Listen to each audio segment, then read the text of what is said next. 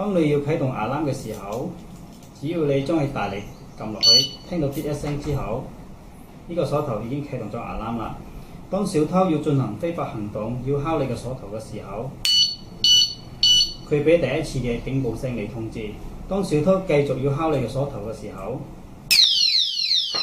，alarm 就啟動咗啦。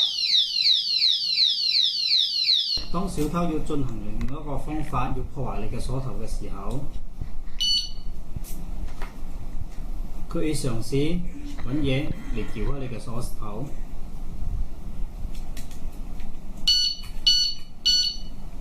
當警報聲第一次警告之後，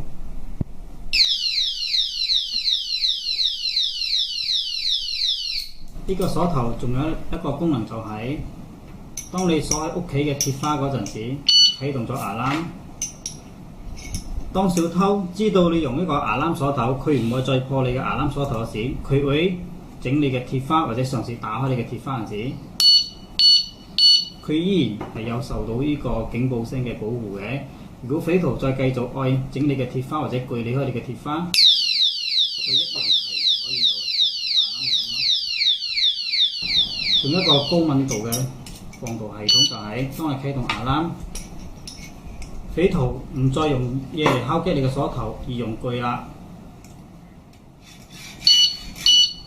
依然係會保護到你。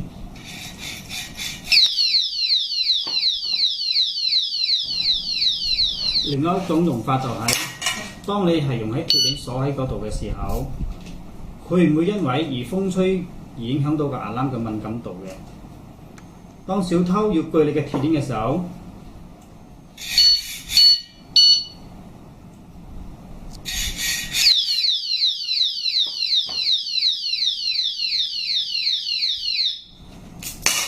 你一樣可以啟動到alarm。呢個鎖頭係高品質防水嘅。